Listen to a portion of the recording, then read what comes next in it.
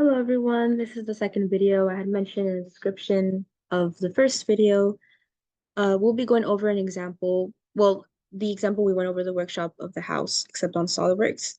I'm gonna go over how to dimension with unit values, that is adding the traditional dimensioning that I had shown you guys with Aniket. And the second option I'm going to show you guys is how to dimension in search of like relations instead. Let me choose a different screen here because I chose the wrong one. Let's see, it's showing me here. Okay, split screen. I'm gonna zoom into this little house here. Okay. Okay, you guys are seeing my screen. Okay.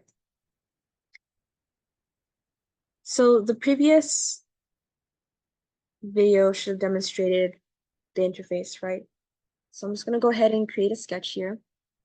I'm gonna imagine that my house is like laying on top of my table. So therefore, I'm gonna click the top plane. And I'm gonna take a look here at Aniket's house, and I'm noticing that the origin is smack in the center of the house. So what I'm going to do is I'm going to use a center rectangle here. Remember that the features for sketching on SolidWorks are the same as the features on Onshape. And if you want to select a different one, all you have to do is select on the downward facing arrow right next to the feature that it currently displays. So I want to center rectangle. It's already on a center rectangle, so I'm just going to click it. Now, there are multiple ways in which you could approach to making this house.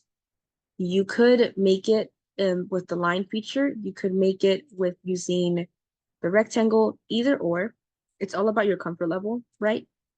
The main thing that you should take away from my approach is the fact that I am looking for basic geometry.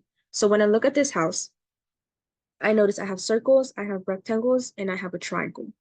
That's my basic geometry. That's geometry that I know I am comfortable with, I know how to create, and I know I have easy ways to create that, given by the fact that I have the line feature, the circle feature, and the rectangle feature. Okay, so I could go ahead and also make the circles and make the doorway. However, I don't want to overcrowd my sketch. So I'm going to start by sketching first. Well, not by sketching, excuse me, by dimensioning first my house. I clicked on Smart Dimension that was up here in my top left corner. I'm going to hover over my line and I'm going to wait for it to color orange. That's when I know it's ready to select. I'm going to left click it and my dimension tool should now show the dimension that it currently is at. We already know that this is an IPS as per the last video because the setup is exactly the same. So I'm gonna left click this again to confirm it. And now the window that's gonna pop up is gonna be modifying the units. So I know from my sketch here that the height of the rectangle of the house is 2 inches. So I'm just gonna click 2, I'm gonna press enter. And now that's set. So now I need to figure out what's the length of this house. I know that it's 3 inches by the drawing. So I'm gonna click 3 inches. And now it's fully set. What can we tell from this rectangle? Well, first, it's no longer in a blue outline. It now has a black outline. So therefore, it is fully defined. If I try to move this rectangle, it will not move because it is set in stone in relation to the origin. Why? I set the center point of the rectangle to be coincident to the origin, as you can tell by this relation here. If I hover over it and it turns orange, it will show that it is coincident. So therefore, it knows where it is in relation to the origin. So the only thing it needed to know was how tall and how long the rectangle was going to be. Okay, the next thing that I see is my dimension for the length of the side of the triangle here. Now, the one thing I do want to know with SolidWorks is you have to be careful with the orientation that you extrude your dimension lines with. If I go completely to my left, you will see that the thing that it's dimensioning is not the length itself of the line, but rather the height. So from point to point, the point being the bottom left point to the upper top point of the line. I don't want that, right? Because I can see that the dimension that Aniket has on his house is the actual length of the line.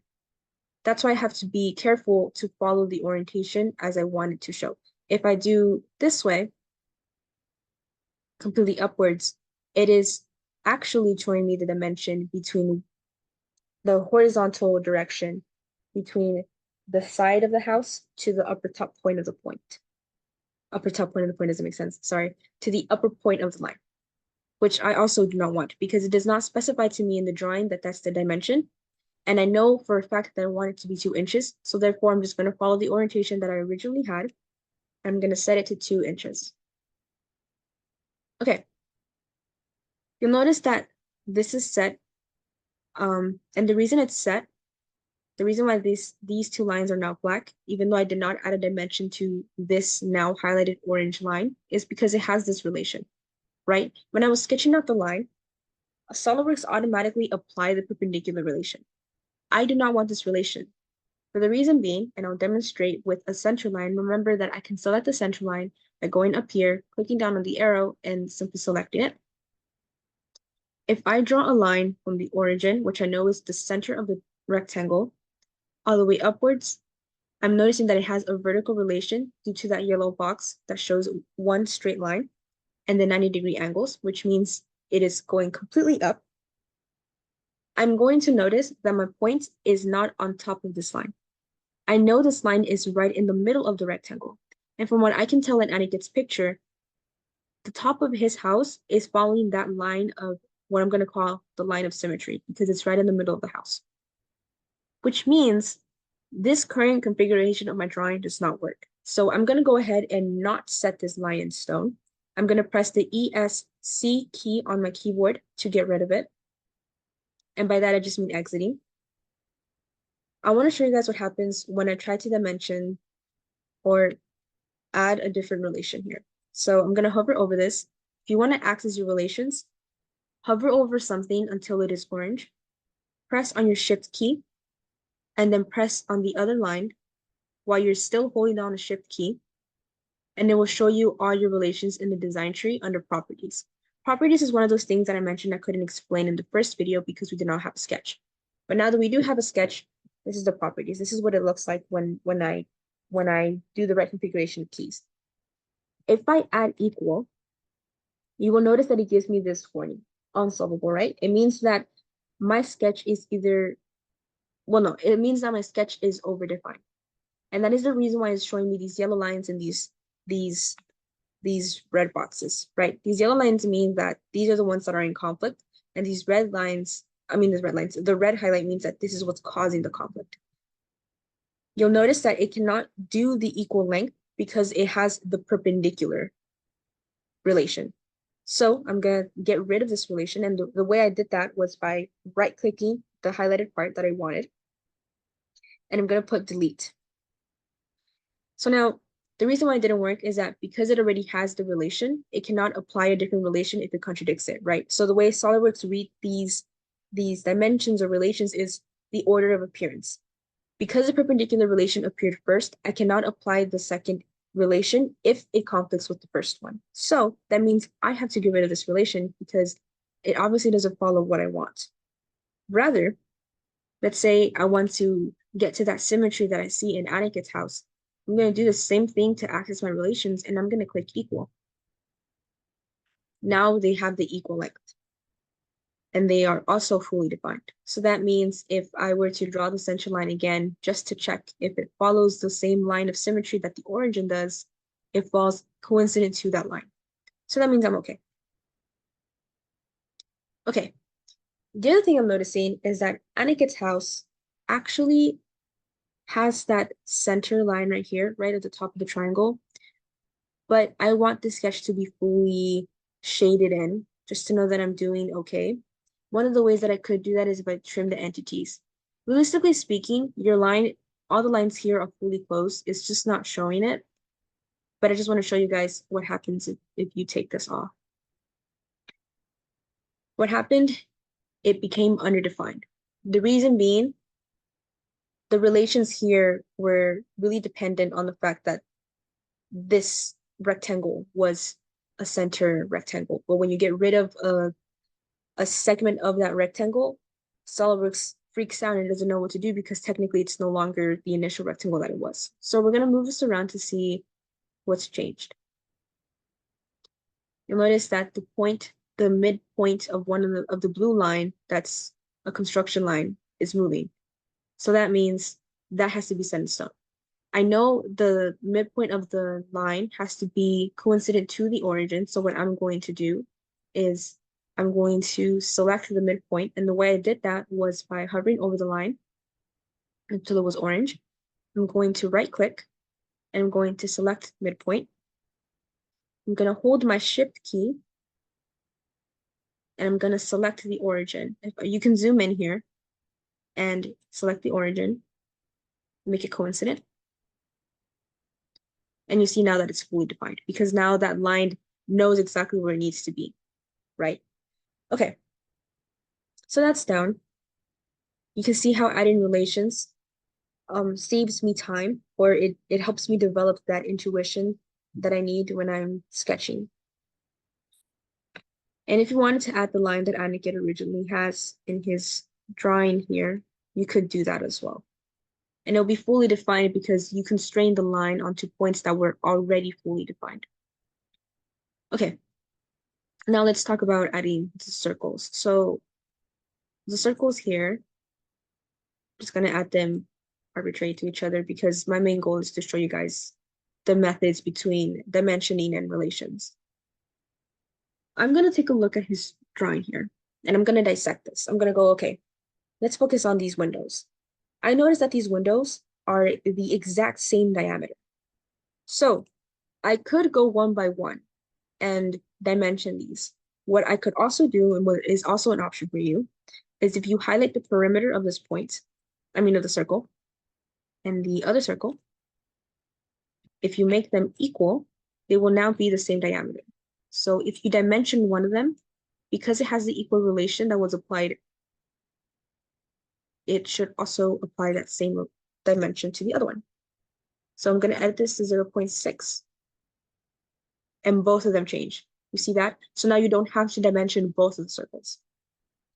The one thing that I will note, though, is that these circles are not fully constrained because we're missing the dimension that Aniket has in terms of height and the length it has from the midline or the origin. So I'm going to dimension this first one here because I know that one to be true. I'm going to say 1.3, right? It's missing the length from the origin.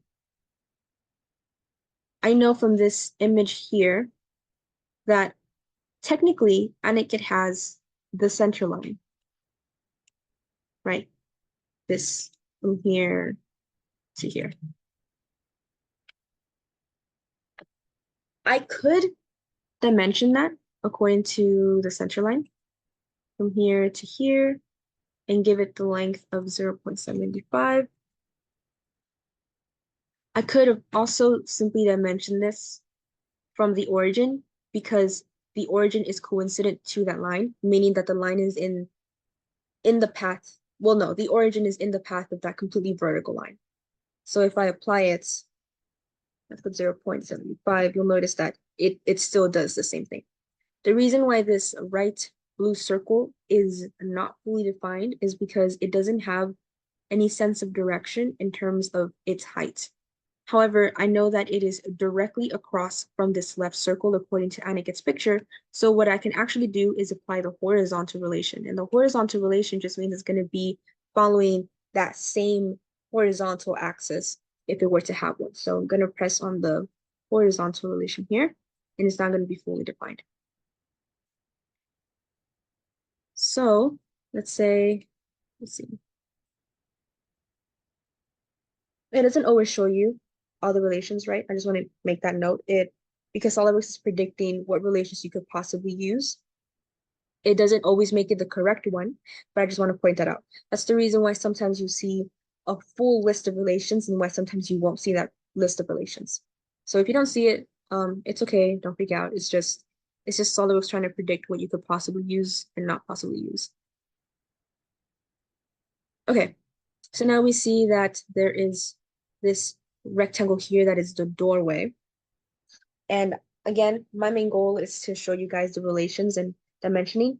I'm sure that you guys already understand how to add length, heights, and width and whatnot to your dimensions. So I'm actually just gonna focus more on showing you guys what it is these other relations can do. So I'm gonna make this doorway out of frame because I want to show you guys number one, a quick little recap of how to dimension this. So very quickly, you know that the height is going to be 0.7 inches.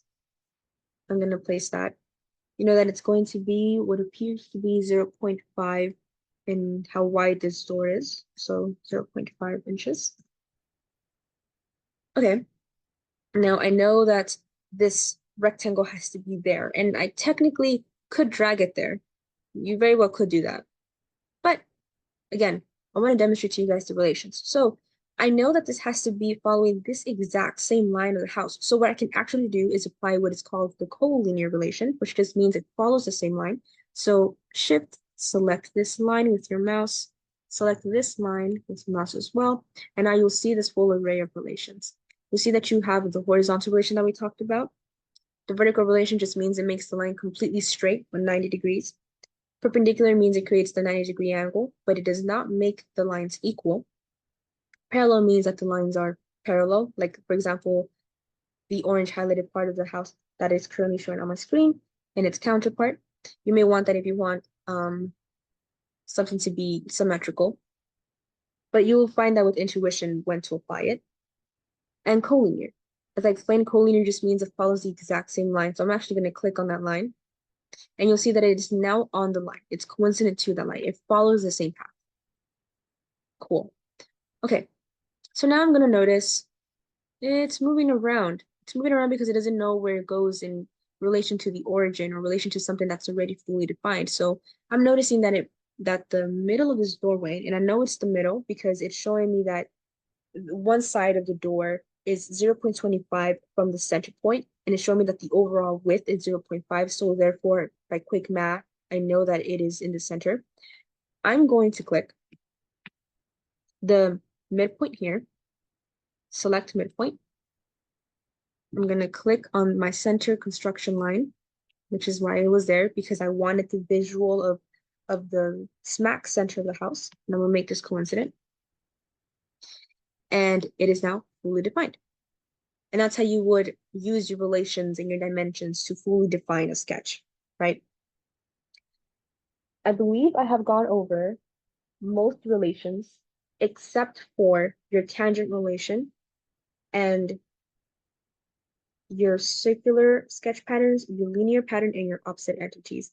For that, I will be going over that in a different video because I don't want to make this video too long. But I hope this video made a little bit more sense. Before I end this video, I just want to talk on the fact that you could also use an angle dimension here. And I just want to remind you guys that an angle dimension can only happen if your lines are not completely perpendicular to each other, right? Because SolidWorks doesn't think that you'll want a different relation. You could very well apply it. It just may be a little bit confusing. So let's say, for example, here, I have this, right? SolidWorks was able to offer me that relation because it knows that it's not 90 degrees. That's why it was easier for me to show that. So cool. I can change this dimension. I could make it 90. I could change it to whatever it needs to be. I don't have to add DEG or DEG at the end of it because SolidWorks already knows that I'm adding a dimension that is in terms of degrees. But I'm actually not going to do that. I'm just going to undo that. I just wanted to show you guys that was also an option. Now, let's say you wanted to check that something was 90 degrees. You could also do that because SolidWorks just knows that that's what you're trying to click. The only way SolidWorks will not read a dimension, sorry, I realized I misspoke a couple seconds ago, is if you select lines that are parallel to each other. It won't read a degree because they're parallel, right? They don't have a degree to read off of or an angle to read off of. That's the only way you will not get an angle reading in terms of smart dimension. Okay, I believe that was all for this video. I'll see you guys in the next one.